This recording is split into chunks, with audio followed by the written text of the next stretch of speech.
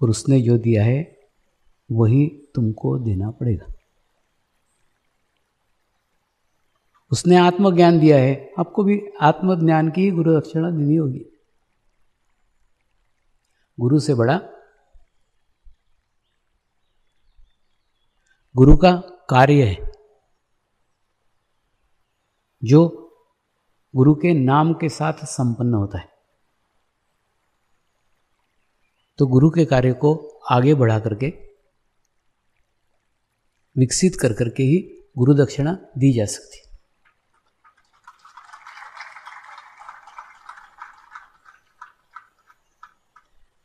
मैं देखो ना, यही तो कर रहा हूं। मैं क्या कर रहा हूं?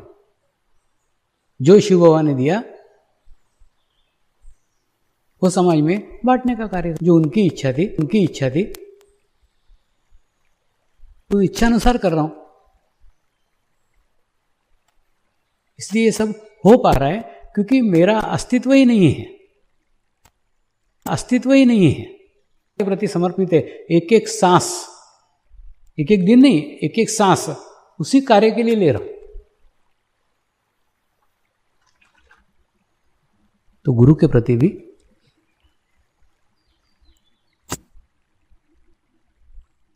हमारा एक धर्म है।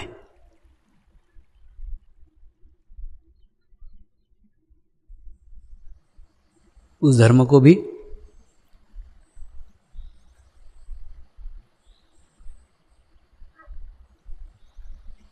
पूर्ण किए बिना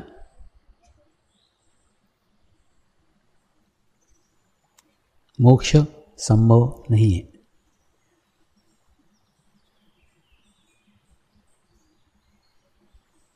एक हुआ शरीर धर्म,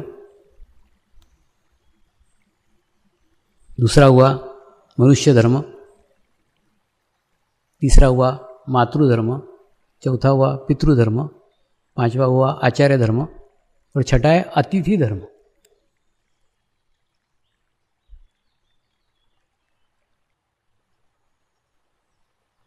अतिथि का अर्थ है जो बता करके नहीं आता। तो परमात्मा भी अतिथि के रूप में हमारे घर में आता है। उसको हमने बुलाया हुआ नहीं रहता है, तो अपनी इच्छा से आता है। और आने के बाद आपका संतुलन कितना हुआ है, आप कितना ध्यान करती है, आप कितनी बैलेंस है, इसकी परीक्षा लेता है। होना चाहिए ना। सिर्फ पढ़ाई करके क्या होगा, परीक्षा भी तो देनी चाहिए किसी ने, और परीक्षा लेने वाला भी तो कोई होना चाहिए। तो ये अतिथि परीक्षा लेने वाले होते हैं, या कि आपको टेस्ट करते हैं, आपको जांचते हैं आप कितने संतुलित। अरे ध्यान में तो सभी संतुलित रहते हैं। अचानक आपके घर कोई आ जाए, आते हैं ना, या आश्रम में भी कई अचानक आ जाते हैं, तो इनको भी बोलता हूं साधकों को, ये तुम्हारे घर नहीं आए हुए हैं, तुम्हारे लिए नहीं आए हुए हैं, वो गुरु शक्तियों ने भेजे हुए हैं, उनके गेस्ट हैं। नहीं तो कोई पूछ सकता है कि यहां 10 बार बुलाओगे तो वहां से भग जाएगा दांडी से।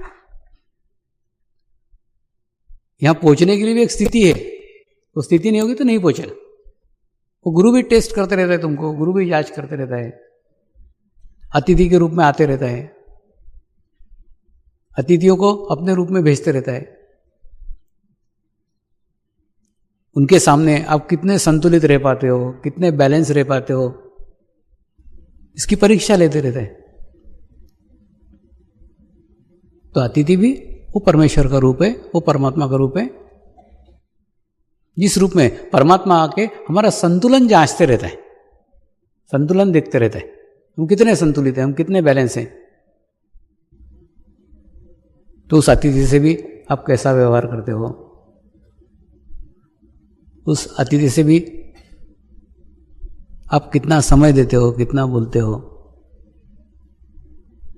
ये भी आपके संतुलन को परीक्षा लेने के लिए।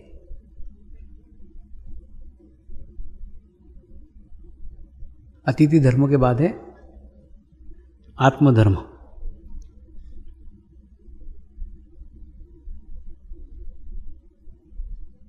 आत्मधर्म यानी सबसे पहले आपके भीतर एक आत्मा है, इसका एहसास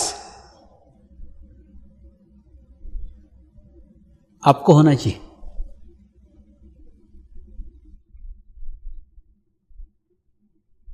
और उस आत्मा के अधीन आपका शरीर होना चाहिए, आत्मा के नियंत्रण में आपका शरीर होना चाहिए। अगर उसके नियंत्रण में रहेगा तो क्या करना चाहिए क्या नहीं करना चाहिए वो सब उसको पता है, सब उसको मालूम है।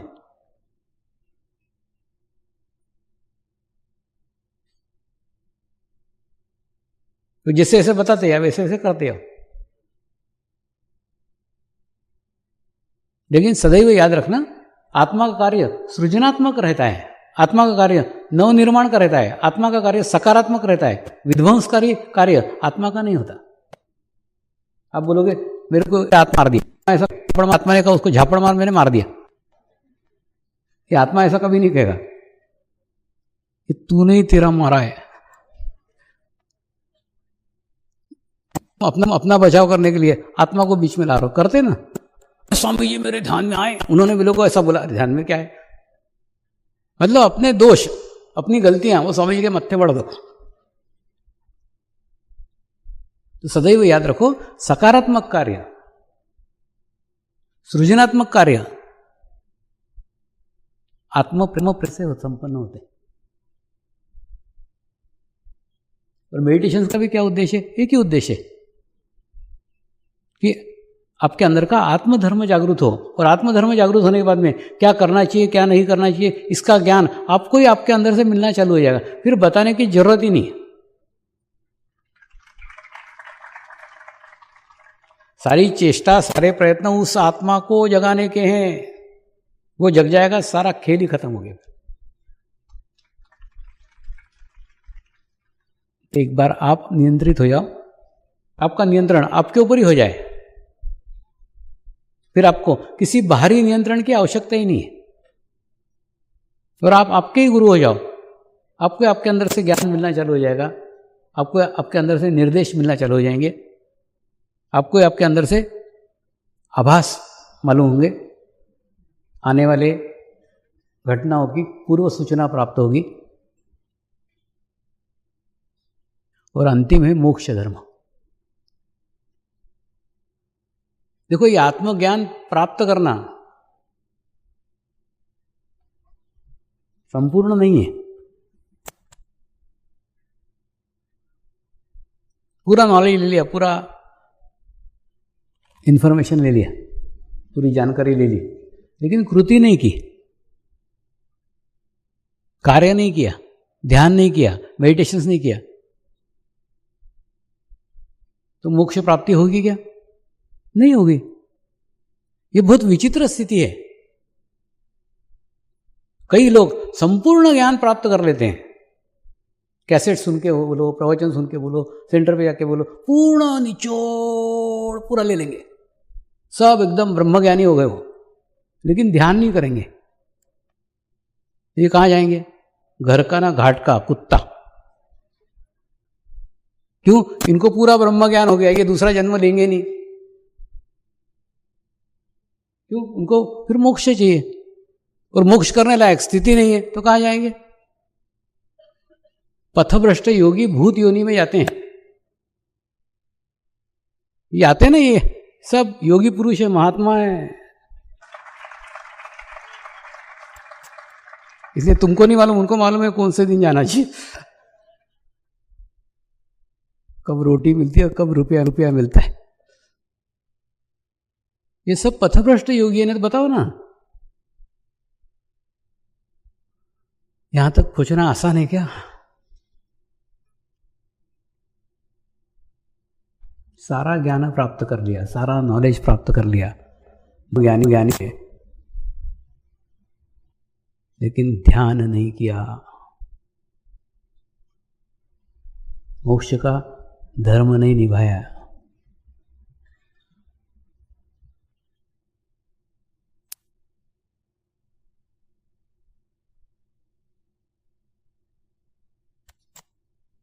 और इनको अपने गलती का एहसास भी होता है तो शरीर त्यागने के बाद। फिर कुछ हाथ में नहीं रह जाता।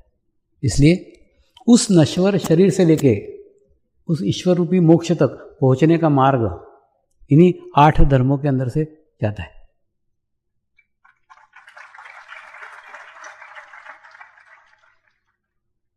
ये आपको एकदम शॉर्ट में बताया, एकदम संक्षेप में बताया, आपको समझ में आए ऐसा बताया, तो भी कितना व्यापक है आप सोचो।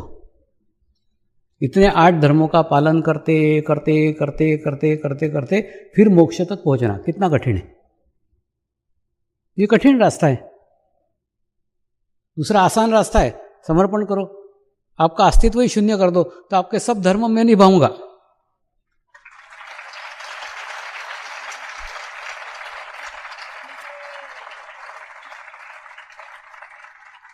अब आप चुनो आपको क्या करने का है। कठिन करना हो कठिन मार्ग से जाओ, आसान मार्ग बता रहा हूं आसान मार्ग से जाओ। लेकिन ये समर्पण भी निर्दोष नहीं है। कोई भी, हर सिक्के के 2 पहलू होते ही हैं, कुछ अच्छा रहता है कुछ बुरा रहता है। सिर्फ क्या होता है, हमको अच्छा अच्छा दिखता है क्योंकि बुरा बताने वाला हमारे पास कोई आता ही नहीं। बुरा भी है इसके अंदर। एक बार मैं 45 दिगंबर जैन मुनियों के साथ रहा था। मेरे गुरु ने अहंकार पे नियंत्रण करने के लिए उनके सानिध्य में मुझे भेजा था। वो भी अपना ध्यान करते थे, मंत्रों का जाप करते थे, और उनका भी प्रक्रिया बड़ी कठिन थी। एक एक चक्र पे 7-7 साल तक जाप करते थे। 7-7 साल, 49 ईयर, 49 साल उनको पूर्ण होने में लगते थे। कितनी कठिन तपस्या है।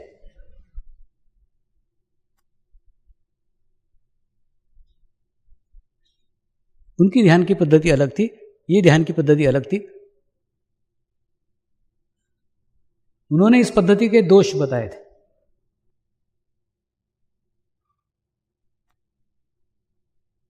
उन्होंने बताया इसके गुण भी है इसके दोष भी है, दोनों ही हैं, दोनों ही तेरे सामने रख रहा हूं। तो कहां पे नियंत्रण करने का है, कहां संतुलन करने का है, वो उन्होंने मुझे सिखाया, मैं तुमको बता रहा हूं। इसमें गुण ये, इसमें तुमको खुद को कुछ नहीं करना पड़ता, सब खुद ब खुद मिल जाता है। ये गुण है। क्या बोलते हैं ना, तुमको कोई हाथ पैर मारने का जरूरत नहीं, एकदम सिर्फ निगलने का ही है। ये इसका गुण है, ये इसका आसान है। और इसका दोष भी बहुत बड़ा बताया था।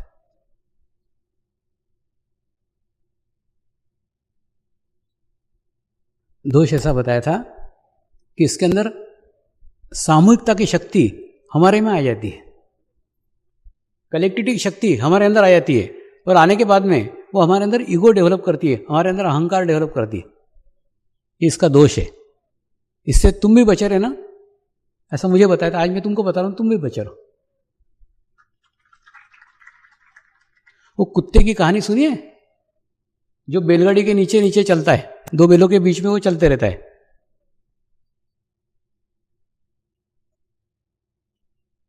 और उनकी छाया में चलते रहता है, उनके बीच में चलते रहता है, और कुत्ता सोचता रहता है मैं ही बैलगाड़ी खींच रहा हूं।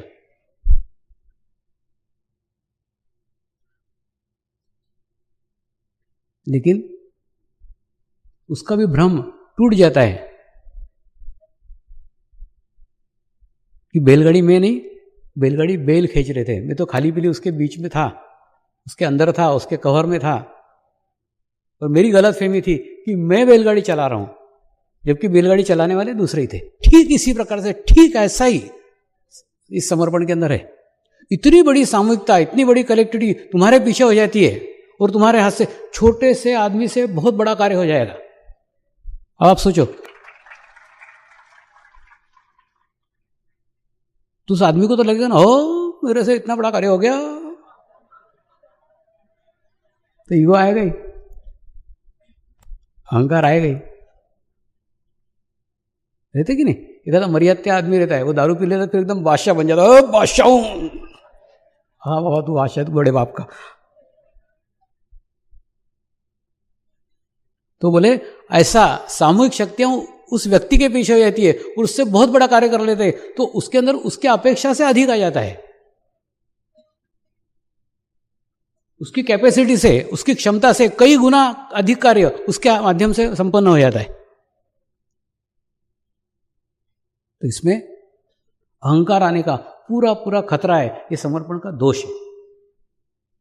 इसलिए बार बार मैं अहंकार अहंकार पे बार बार क्यों बोलते रहता हूं, क्योंकि ये सब हो रहा है, इससे तुम बचे रहो।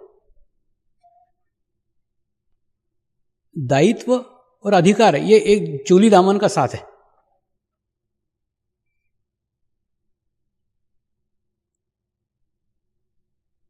आपको कोई दायित्व सौंपा तो ऑटोमेटिकली अधिकार चले ही जाते हैं। अब एक सामान्य मनुष्य को कोई दायित्व सौंपा, ये कार्य तेरे को करने का, तो अध्यक्ष, तो ऑटोमेटिकली उसको अधिकार चले ही जाएंगे ना। अरे बाबा, कोई लंगड़ा दौड़ सकता है क्या? नहीं दौड़ सकता है। लंगड़े को अगर दौड़ाना है तो पहले लंगड़े को ठीक करना पड़ेगा, उसकी पैर की मरहम पट्टी करना पड़ेगी, उसको स्वस्थ करना पड़ेगा, उसको मजबूत करना पड़ेगा, उसको स्ट्रांग करना पड़ेगा, तब वो दौड़ सकता है। तो ऐसा किसी को भी दायित्व किसी कार्यक्रम का सौंपा कि ऑटोमेटिकली उसके आसपास अधिकार आ ही जाते हैं, उसके पास पावर्स आ ही जाते हैं, उसके पास शक्ति आ ही जाती है। और बेचारा शरीर क्या है? एक, शक्तियां हजारों की, क्योंकि उससे हजारों का कार्य होने का है। हजारों लाखों लोगों के माध्यम से वो कार्य कर रहा है, तो लाखों लोगों की सामूहिकता, लाखों लोगों की शक्ति उसको तो मिलेगी ना, वो पगलाएगा ही।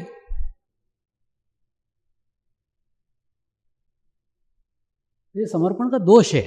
तो इसमें से रास्ता एक ही है, अस्तित्व विहीन हो जाओ। जिस दिन अध्यक्ष हो जाओ उस दिन समझ लो अस्तित्व छोड़ दिया, फिर होने दो, आ रहा है जा रहा है, आ रहा है जा रहा है, चल रहा है। जैसे खाली पाइप रहता है कि नहीं, इधर से आ रहा है, उधर जा रहा है, इधर जा रहा है, उधर जा रहा है, इधर से अधिकार आ रहे हैं, उधर दायित्व में पूर्ण हो रहे हैं, अधिकार आ रहे हैं, दायित्व में पूर्ण हो रहे हैं। एक्चुअली आपके दायित्व को पूर्ण करने के लिए आपको अधिकार मिले हैं, आपके लिए नहीं मिले, दायित्व को पूर्ण करने के लिए मिले।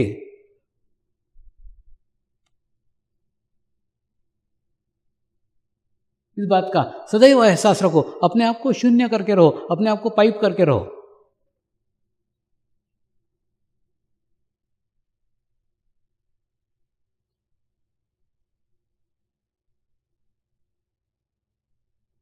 तो इस अहंकार के दोष से उन्होंने मुझे कहा, तुम जितने बचा कर रखोगे अपने आप को, उतना ही तुमसे कार्य होगा। कितना कार्य करना है वो तुम्हारे ऊपर निर्भर है, तुम अपने अहंकार पे कितना नियंत्रण करते हो। और अपने अहंकार पे कोई स्वयं नियंत्रित कर ही नहीं सकता। क्यों नहीं कर सकता? हम 50% अच्छे हैं, 50% खराब है, तो हम अपने आप को कैसे नियंत्रित कर सकते हैं? हम आपको कैसे ठीक कर सकते हैं? कर ही नहीं सकते। तो आपको अगर आपके ऊपर नियंत्रण करने का है तो आपको समर्पित होना पड़ेगा, सामूहिकता के साथ जुड़ना पड़ेगा, आप सामूहिकता में चले जाना पड़ेगा। तो सामूहिकता कार्य करा रही है, हो रहा है। मेरा तो कोई रोल ही नहीं है, मेरे अहोभाग्य जो मेरे को माध्यम बनने का चांस मिला, अवसर मिला। ये बोलते हो आप, लेकिन उसको फील करो, अनुभव करो। अनुभव नहीं हो पा रहा है, नहीं तो ये कार्य विशाल हो जाता अभी तक। मैं भी मेरे तरफ से आपके ऊपर नियंत्रण करने का, आपको अहंकार से बचाने का पूरा पूरा कोशिश करते रहता हूँ। मेरे को कार्य बढ़ाने में कोई इंटरेस्ट नहीं है। इसलिए इंटरेस्ट नहीं है क्योंकि मैं जानता हूँ मेरा कार्य तो मेरे बाद होने वाला है,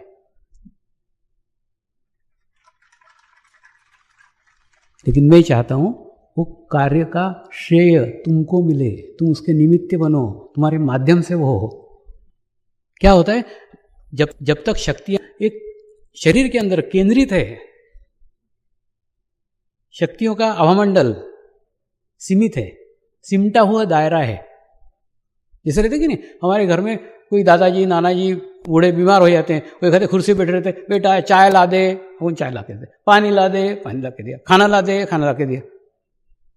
वो कुर्सी से नहीं उठ सकते, इसलिए तेरे से पानी मांग रहे हैं, तेरे से चाय मांग रहे हैं, तेरे से खाना मांग रहे हैं। जिस दिन उन्होंने कुर्सी छोड़ दी उस दिन तो वो सभी खुद कर लेंगे।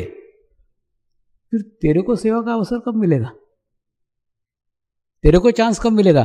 ठीक उसी प्रकार से मैं तक इस शरीर में हूं, तब तक तुमको अवसर है, बाद में तुमको कौन पूछेगा? रे हम ही कर डालेंगे सब।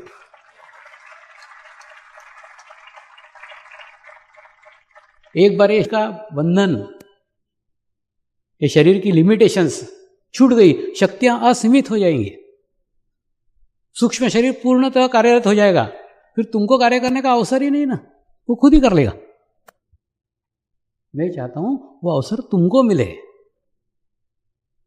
तो एक तरफ मैं तुमको अवसर भी देने का कोशिश कर रहा हूं, एक तरफ तुम्हारे अहंकार पे भी नियंत्रण कर रहा हूं। अहंकार पे नियंत्रण करने के लिए ही ये महाशिविर बंद किए। नहीं, अति कार्य नहीं होना चाहिए, नहीं भाग जाएंगे, लिमिटेड लिमिटेड लिमिटेड। अगर ऐसी स्थिति रहती है, जितने उन्हीं को लेके तैयार करूंगा, उन्हीं को परिश्रम करूंगा। मेरी इच्छा है तुम मेरे कार्य की मुझे चिंता ही नहीं है, कार्य सेकेंडरी है, सिर्फ वो कार्य करने का अवसर तुम्हें मिले, ये मेरी कोशिश है, ये मेरा प्रयत्न है।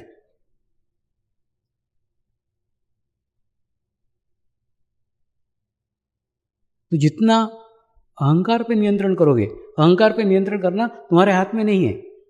इस सब में से एक ही मार्ग है, समर्पण समर्पण समर्पण, बाकी कुछ नहीं, कोई रास्ता ही नहीं है और दूसरा। सबसे आसान मार्ग बता रहा हूं, सबसे सरल तरीका बता रहा हूं। नियमितता लाओ ध्यान में।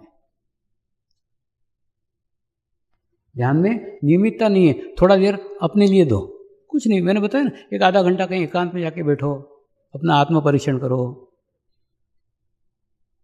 अपने आप को पहचानो, अपने आप को जानो, अपने आप को समझने का कोशिश करो। मैं कौन सी गलतियां कर रही हूं, मैं कौन सी गलती कर रहा हूं, सोचो ना, थोड़ा आत्मा के साथ रहो ना। धीरे धीरे मेरा कनेक्शन आपके आत्मा के साथ है। मेरे को कभी कोई लगता है मैं आपके साथ सदैव रहता हूं, आप कभी कभी रहते हो। तो कभी कभी रहते हो तो भी इतना है, संपूर्ण रहे तो क्या होगा। अब आपके आत्मा के करीब रहो, आप मेरे ही पास रहोगे, अब मेरे साथ रहोगे।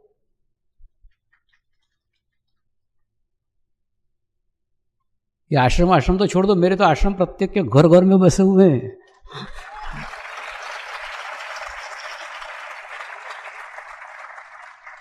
प्रत्येक का आत्मा मेरा एक आश्रम है, उसके अंदर आके बैठा करो ना।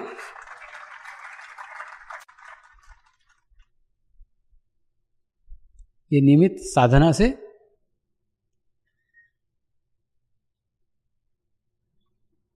नियमित रूप से अपने आत्म परीक्षण से प्राप्त हो सकता है। नमस्कार।